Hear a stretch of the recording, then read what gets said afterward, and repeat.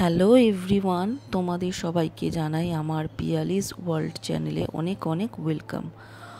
আজকের নতুন একটা ভিডিও নিয়ে চলে এসেছি। তোমাদের অনেকের অনেক প্রশ্ন থাকে, কি করে চুলকে লম্বা করবে, চুল পড়া কি করে বন্ধ করবে, চুলে কি করে জেল আনবে। তো অনেকের অনেক প্রশ্ন, তো আজ আমি সেই সলিউশন নিয়েই চলে এসেছি। তো চলো আজকে আমি কিভাবে এই টোনারটা বানাবো সেটাই দেখে নেব। এই টোনারটা বানানোর জন্য আমাদের বাইরে থেকে কোনো জিনিস কিনে আনার প্রয়োজন নেই। ঘরে থাকা ন্যাচারাল জিনিস দিয়েই আমরা এই টোনারটা বানিয়ে ফেলবো। তো চলো দেখে নিই কীভাবে আমরা এই টোনারটা বানাবো। তো প্রথমে আমি একটা প্যান নেব, তার মধ্যে 1 কাপ জল নেব। তো এর মধ্যে দিয়ে দেব 20 থেকে 25টা কারি পাতা।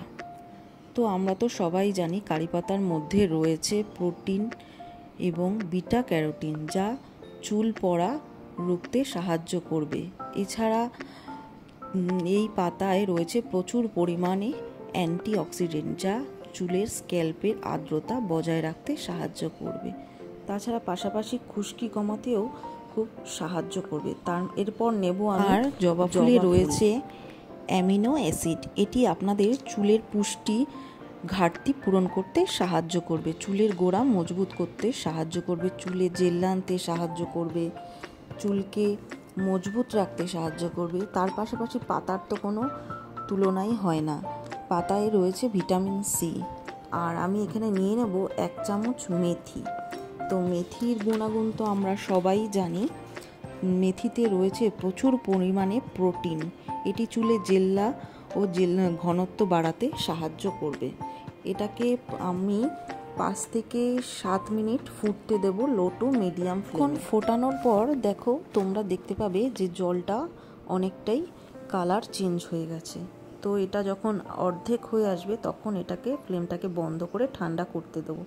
ঠান্ডা করে সেটা আমি ছাঁকনিতে ছেঁকে নেব। ছাঁকনিতে ছেঁকে নেওয়ার পর একটা খালি স্প্রে বোতলে এই টোনারটাকে ঢেলে ফেলবো।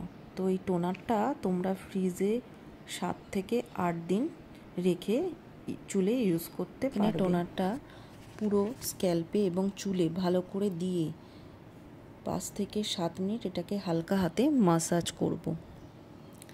এটাকে 1 ঘন্টা রেখে নর্মাল জলে ধুয়ে ফেলবো। তো আশা করছি আমার এই ভিডিওটা তোমাদের খুব হেল্পফুল হলে ভিডিওটাকে লাইক করতে ভুলো না। অবশ্যই চ্যানেলটাকে সাবস্ক্রাইব করে দিও। আগামী দিনে তোমাদের সাথে এমনই ভালো ভালো ভিডিও শেয়ার করতে থাকবো। তো কেমন লাগলো এই ভিডিওটা তোমরা অবশ্যই কমেন্ট করে আমাকে জানাবে। Bye bye.